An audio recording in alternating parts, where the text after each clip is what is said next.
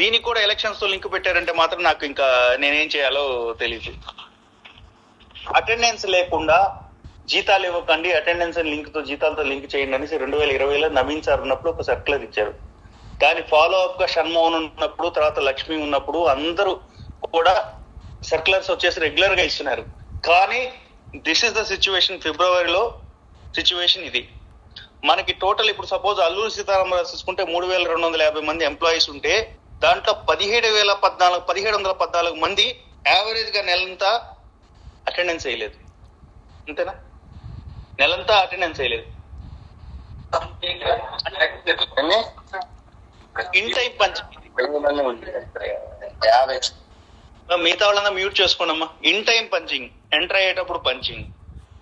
53% members వాళ్ళ అటెండెన్సే mark చేయలేదు. ఓకే, అల్లూరు సీతారామరాజు ఓకే, అది అది ఏజెన్సీ ఏరియా, నెట్వర్క్ ఉండదు, అవన్నీ తీసేస్తే అల్లూరు సీతారామరాజు పక్కన పెట్టండి. నెక్స్ట్ అనకాపల్లిలో ఇష్యూ లేదు. 28% ఆఫ్ ది స్టాఫ్ 1210 మంది out of 4372 they haven't mark. అంటే ఇది యావరేజ్ అనమాట. ఐమ్ టేకింగ్ అవుట్ ఎవడు చేయలేదు, అసలు నెలంతా మార్క్ చేయని వాళ్ళు ఎవరు ఉన్నారో వాళ్ళందరూ లిస్ట్ తీసుకుంటాను. We are going to take initiative severe action against their. Attendance లేకుండా మీరు జీతాలు ఎట్లా ఇస్తున్నారు వాళ్ళకి? 28% అంటే ఎంట్రీ పంచ్ లేదు. అండ్ తర్వాత చూస్తే ఎగ్జిట్ పంచ్ చూడండి, అసలు అరౌండ్ 57% ఆఫ్ ది పీపుల్ అసలు ఎగ్జిట్ అంటే వస్తున్నాడు, ఉదయాన్నే వచ్చి అటెండెన్స్ వేసి వెళ్ళిపోతున్నాడు, వాడు ఎక్కడికి వెళ్తున్నాడో తెలియదు. 57% అంటే హైయెస్ట్ చూసుకోండి అక్కడ. Other than Alluri Sitaramaraju highest వచ్చేసి నెల్లూరా సత్యసాయి నెల్లూరు కూడా. సత్యసాయిలో 66% మంది, సత్యసాయిలో 60% మంది ఉదయం వస్తున్నారు. దాంట్లో ఉదయం వచ్చిన వాళ్ళలో 21% మంది అసలు ఆఫీస్కే రావట్లేదు సత్యసాయిలో. అండ్ 66% మంది వచ్చేసి అంటే 28% members they are not at all coming to office and not bothering about punching their attendance. దాంట్లో 2130 అంటే ఇట్ అకౌంట్స్ 1274. దాంట్లో 3012 మంది, మిగతా వాళ్ళ 3012 మంది ఎగ్జిట్ పంచ్ లేకుండా వెళ్ళిపోతున్నారు. అంటే ఉదయాన్నే వస్తున్నాడు 10:30కి, వాడు అటెండెన్స్ మార్క్ చేసుకుంటున్నాడు, ఇంకెళ్ళిపోతున్నాడు. ఏం జరుగుతుంది? ఇంత లక్షల కోట్లు పెట్టేసి 1,26,000 మందిని రిక్రూట్ చేసి గవర్నమెంట్ వాళ్ళకి మంచి కన్సిడరబుల్ మంచి జీతాలు ఇచ్చేసి, వాళ్ళు కూర్చోడానికి ఒక ఆఫీస్ ఇచ్చేసి, అన్ని ఫెసిలిటీస్ తో ఇస్తే అటెండెన్స్ మార్క్ చేయడానికి బద్ధకం. అంటే వస్తే చేస్తారు, ఎందుకంటే ఈ మిగతా వాళ్ళు చేసే వాళ్ళందరూ పిచ్చోళ్ళు కాదు కదా. వీళ్ళు ఆఫీస్కి వస్తే ఏముంది, వస్తా ఒక బుట్టనేలాడు పెట్టిపోవడానికి. మా అనకాపల్లి రెస్పాండ్ కండి, డిస్ట్రిక్ట్ ఇన్ఛార్జ్ ఆఫీసర్. ఇది ఫిబ్రవరి సినారీ. చెప్పమ్మా. నమస్తే సార్. యాక్చువల్ గా తమరు చెప్పింది కరెక్టే సార్. మేము కూడా రివ్యూ చేస్తూనే ఉన్నాం సార్. బట్ ఏంటంటే అటెండెన్స్ ఉన్నా లేకపోయినా శాలరీస్ జనరేట్ అయిపోవడం వల్ల మేము ఎవరికి కూడా కంట్రోల్ చేయలేకపోతున్నాం సార్. ఎంత చెప్తున్నామో సర్క్యులర్ ఎవ్రీ మంత్ షేర్ చేస్తున్నాము, ఎంపీడీ వాళ్ళకి చెప్తున్నాం కానీ బట్ ఎవరు దాన్ని పెద్ద సీరియస్ గా తీసుకోవట్లేదు సార్. అటెండెన్స్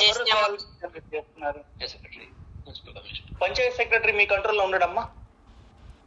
లేదు సార్, డిపిఓ కంట్రోల్ ఉంటారు. సెకండ్ బీఆర్ఓలు సర్వేయర్లు ఎట్టి పరిస్థితుల్లోనూ వాళ్ళు అసలు పట్టించుకోవట్లేదు సార్. మన సిబ్బంది ఒక్క నెల మీరు మా సెక్రటరియట్ లో ఒక రఫ్ గా మా జిల్లాలో ఎంతమంది అస్సలు అటెండెన్స్ మార్క్ చేయలేదు, ఆ లిస్ట్ కావాలి అని అడిగితే మీరు తీసుకోలేరు? మీ దగ్గర నుంచి మీరు జనరేట్ చేసుకోలేరు? వాళ్ళు చేయట్లేదు. అది చేసి ఎప్పుడమ్మా బిల్లులు పోయేది? 24వ తారీఖు కదా బిల్లులు వెళ్ళేది. అవును సార్. 23వ తారీఖు ఒక చిన్న ఎక్సర్సైజ్ చేసి ఎంతమంది అసలు అటెండెన్స్ కాలేదు, ఎంతమంది ఏంటి ఈ స్టాఫ్ అనేసి తీసేసేసి ఇది పరిస్థితి, వీళ్ళకి శాలరీ జనరేట్ చేయొద్దు అనేసి డిపిఓకో ఎవరికో పంపిస్తాడు కాదంటారా? మీకు మళ్ళీ మున్సిపల్ కమిషనర్స్ కి డిపిఓస్ పంపిస్తే మీ రిపోర్ట్ పక్కన పడేస్తారా? సార్ ఆ రకంగా లెటర్ అయితే పెట్టలేదు సార్. బట్ తమరు ఇచ్చిన సర్క్యులర్ మాత్రం ఎవ్రీ మంత్ షేర్ చేస్తున్నాం sir. Attendance what control you have taken over your staff sir? మీరు లీనియంట్ ఉన్నారు కాబట్టి రావట్లేదు. ఇప్పుడు ఐఎమ్ టేకింగ్ అవుట్. తీసారా? అదేమన్నా తీసారా? మేము టేకింగ్ అవుట్ అంటే ఈ లాస్ట్ 3-4 నెలల్లో అస్సలు రాని మహానుభావులు ఉంటారు కదా, అటెండెన్స్ మార్క్ కాకుండా జీతాలు తీసుకున్న వాళ్ళు లిస్టు తీపిస్తున్నాం మేము.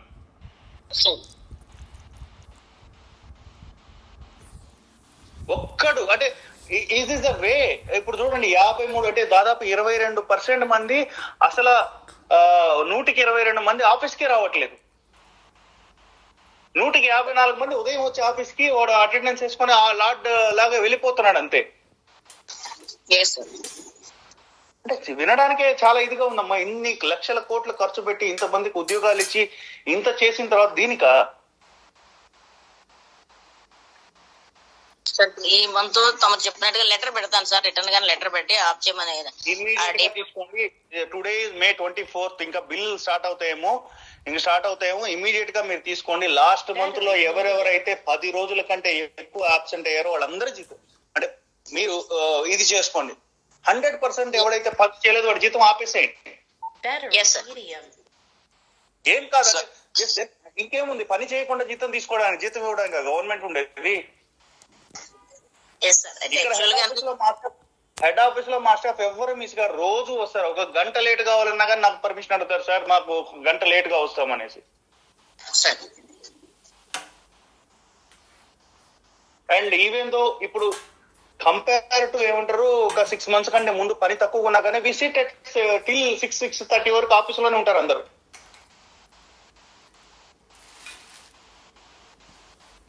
ఫిబ్రవరిలో ఇది సిచ్యువేషన్. నెక్స్ట్ మార్చిలో చూడండి 23% పంచింగ్ అయింది. ఎంట్రీ 23% మంది రాలేదు అసలు అటెండెన్స్. 56% మంది అసలు సేమ్. April same. అంటే ఈ 22-23 మంది కామన్ అనమాట, వాళ్ళకి అలవాటు అయిపోయింది. అంటే సేమ్ పర్సన్సే ఉంటారు. డేటా అనాలిసిస్ చేపిస్తాను నేను, సేమ్ పర్సన్సే ఉంటారు. ఏం కాదు, ఏమైంది, పోయిన నెలలో రాలేదు, ఈ నెలలో ఎందుకు రావాలి, నా జీతం నాకు పడుతుంది కదా. నెక్స్ట్ మే చూడండి, ఇప్పటికి 25% మంది పెరిగింది.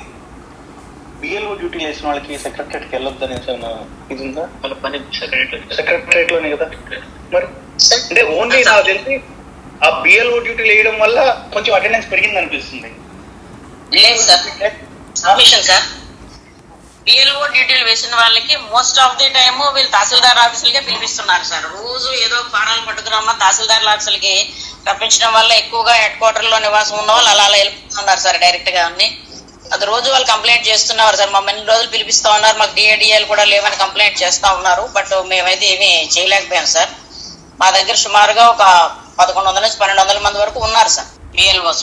బట్ వాళ్ళు వీళ్ళు ఒకటే తమరు చెప్పినట్టు చెక్ చేస్తాం సార్, లిస్ట్ అవుట్ చేసుకొని తమకు రిపోర్ట్ సబ్మిట్ చేస్తాం. ఇప్పుడు 62% మంది ఇప్పుడు పంచింగ్ లేకుండా ఎట్లా వెళ్ళిపోతున్నారు? ఉదయం వస్తున్నారు, ఒకసారి అటెండెన్స్ వేయించుకొని వెళ్ళిపోతున్నారు.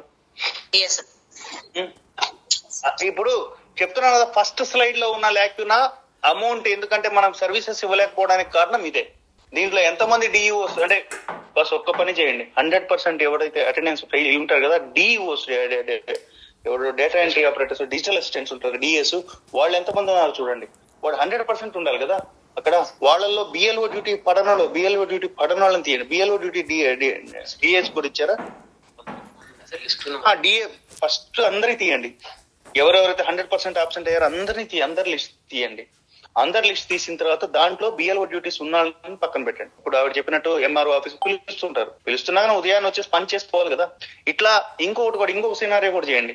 మార్నింగ్ వచ్చి ఈవినింగ్ వెళ్ళిపోతారు కదా వితౌట్ పంచింగ్, దాంట్లో 100% ఎగ్జిట్ పంచ్ లేని వాళ్ళు కూడా తీయండి. వాడు ఇంకా తెలివైనాడు, ఉదయం వచ్చి నేను మార్క్ చేసుకొని పోతున్నాను. This is very bad. అంటే బ్యాడ్ ఆన్ అవర్ పార్ట్. అంటే ఇది ఏంటంటే మానిటరింగ్ ఫెయిల్యూర్ అనమాట. ఇది నథింగ్ బట్ ఇదంతే. ఎవరు మానిటర్ చేయట్లేదు మమ్మల్ని. ఏం కాదు, మేము అందరూ గవర్నమెంట్ ఎంప్లాయీస్.